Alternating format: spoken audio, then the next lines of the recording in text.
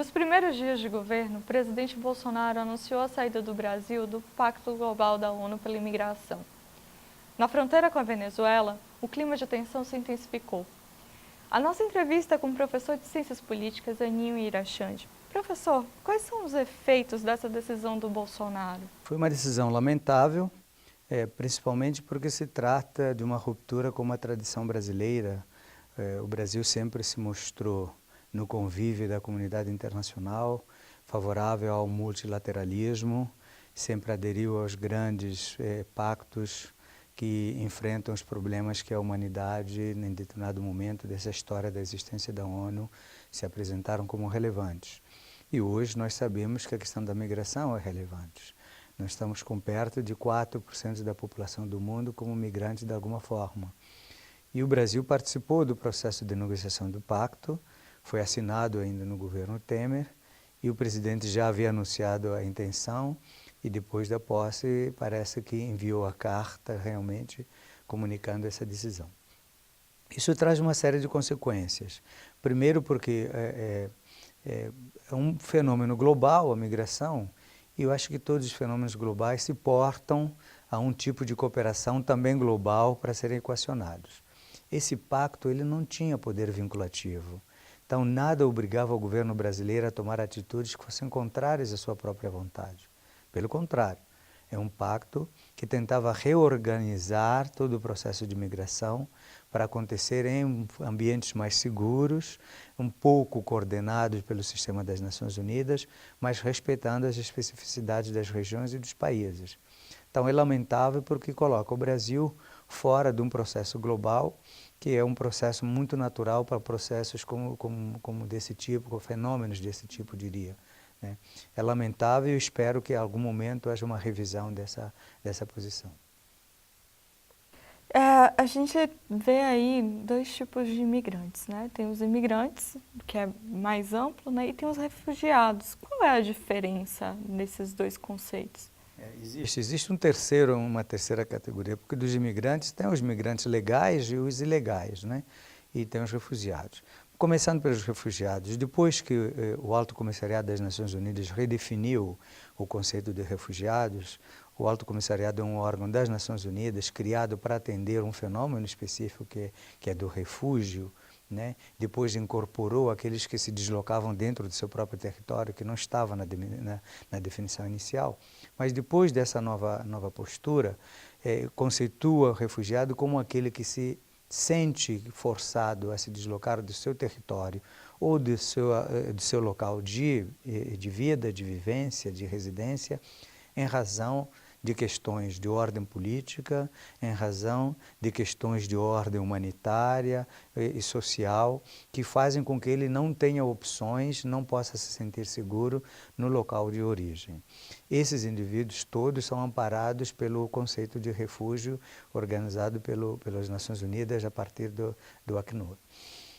O migrante que nós estamos vendo agora é aquele indivíduo que, ainda que tenha essa justificativa, o faz de cunho mais individual, mais pessoal, por busca de oportunidades, muitas vezes. Às vezes ele não está passando uma situação, diríamos, de fome, nem um processo de desarranjo político propriamente dito, mas ele procura alternativas melhores, um lugar para trabalhar, para morar, para encontrar progresso na sua própria vida. Então, existem outros elementos aí que caracterizam essa migração que nós temos hoje. Que pode fazer isso legalmente, a partir do pedido formal dos países para se deslocar, ou, não havendo essa possibilidade pelas barreiras estabelecidas, pela emergência de uma situação mais traumática, ele o faz com a pretensão de, ao chegar onde ele está, ele possa pedir para regularizar a sua própria situação. Hoje em dia, quais são os principais fatores que levam ao processo de imigração? Seriam as guerras, né, os conflitos políticos, as calamidades ambientais? O que leva mais hoje? O fenômeno é antigo, mas as razões têm mudado. A sua pergunta acho que é interessante nesse sentido. Porque houve um tempo que a maior parte das pessoas eram forçadas a mudar da sua residência ou do seu país em razão de guerras, principalmente. Mas esse fenômeno agora incorporou outras razões, né? Ele ganha um elemento um pouco mais humanitário, no sentido de que muitos se deslocam em razão, por exemplo, de oportunidade de emprego ou em razões de calamidades mais sociais, né? De ordem de trabalho, de fome, de restrição alimentar, por exemplo. Ainda existe um contingente no mundo que se desloca por razões de guerra, por razões de conflitos armados. Mas a maior parte hoje, ainda que as desavenças políticas possam estar no meio das outras razões, mas as principais razões são do tipo mais humanitário, mais social e calamidades naturais.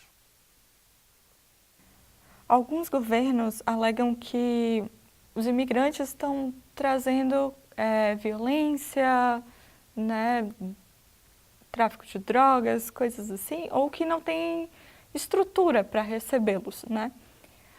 O que de fato a gente pode analisar dessas afirmações? Eu acho que existem vários aspectos. O fenômeno de imigração ele é complexo. De fato, um país se organiza para atender a população do seu território, da qual conta para o trabalho, para a arrecadação de imposto e constrói políticas públicas. Se de repente ele se encontrar na iminência de receber contingentes muito grandes, pode acontecer de desestruturar um pouco essa organização. Mas nós estamos tratando de 3%, 3,5% da população mundial que está em deslocamento, né? Estamos trabalhando aí com um número de 300 a 400 milhões de pessoas hoje em migração, que não necessariamente desorganizariam as economias dos países centrais mais bem estruturados. E mais ainda, este processo não acontece com uma avalanche só para um único país. Tem espaço para acolher essas pessoas através de mecanismos de reorganização econômica, de incorporação. Associar a migração à violência, né, a tráfico de drogas e tal, eu acho que é uma simplificação de um fenômeno, inclusive porque a maior parte dos países que tem este discurso também qualifica e separa os migrantes. Os migrantes mais qualificados, os migrantes capazes de contribuir melhor, porque têm melhor formação, têm profissões estabelecidas, eles são rapidamente incorporados, né, nesses países, né? E aqueles menos favorecidos. Então, acho que é um discurso um pouco mais falacioso, um pouco mais discriminatório do que realmente de peso. Segundo um relatório que foi publicado pelo Observatório das Migrações no ano passado, o perfil, né, dos imigrantes tem mudado, que é mais ou menos isso que o senhor estava falando, né? Hoje em dia é muito diverso, né? É isso que o relatório fala. Não é... Os imigrantes hoje, eles têm uma formação, né? E tem muitos que ainda não têm. Mas antigamente não tinha, né, tanto essa formação como tem hoje. Aí eu queria ouvir um pouco do senhor falar um pouco mais sobre isso, sobre essa mudança do perfil. O relatório ele retrata muito bem a mudança do fenômeno ao longo do tempo, né? Como eu dizia, anteriormente a maior parte dessa migração era feita de forma abrupta em razão de rupturas de ordem político, militar dentro dos países de onde saíam as pessoas. Embora também existissem, sempre existiram fenômenos de migração relacionados a problemas humanitários, a problemas de carência, de fome e tal, mas os elementos de ordem política, de conflito, eram muito relevantes.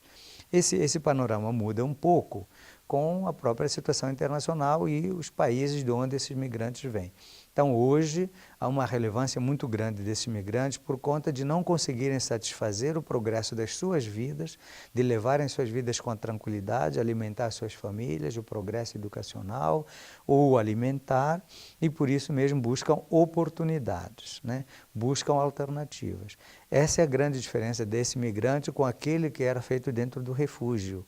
Quando o refúgio, tão logo se restabelecessem as condições de segurança, de ruptura anteriores, ele era realocado, retornava à sua terra, poderia voltar, porque não havia nenhuma contestação em relação ao seu território inicial. Os de hoje não, eles buscam oportunidades, ou porque fogem de uma calamidade específica, ou porque o lugar onde estão não conseguem realizar as suas próprias vidas. Então o elemento humanitário hoje ele está muito mais